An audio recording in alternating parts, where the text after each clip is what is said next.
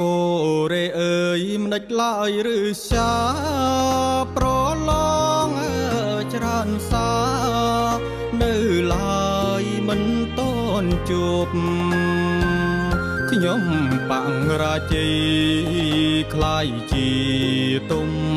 លោកតែខំប្រឹងក្រោកមិនដែលបោះ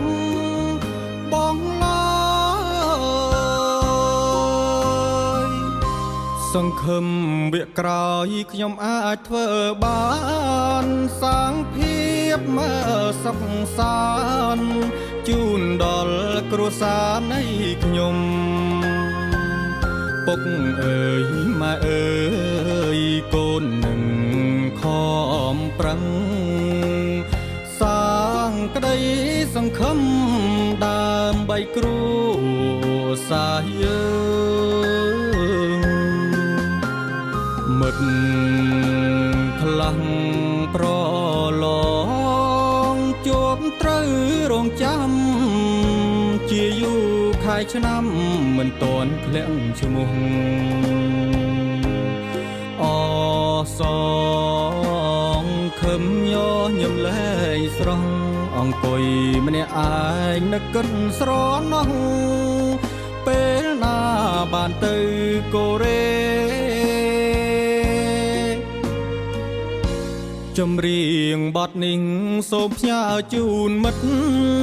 ផ្ដល់ក៏មើឡើងចិត្តមិត្តអើយត្រូវខិតខំប្រឹងជីវភាពយើងក្រខ្វាំងក្តីរំពឹងត្រូវខិតខំប្រឹង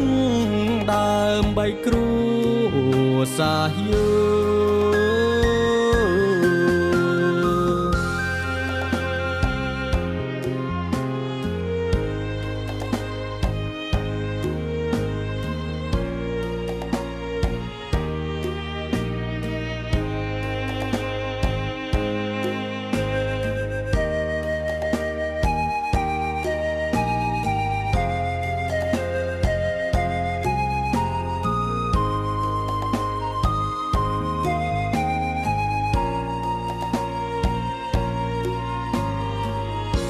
ចម្រៀងបទនេះសូមផ្ញើជូនមិត្តផ្ដល់ក៏មើឡើងចិត្តមិត្តអើយត្រូវខិតខំប្រឹងជីវភាពយើងក្រខ្វាំងក្តីរំពឹងត្រូវខិតខំប្រឹងដើម្បីគ្រួសារយើង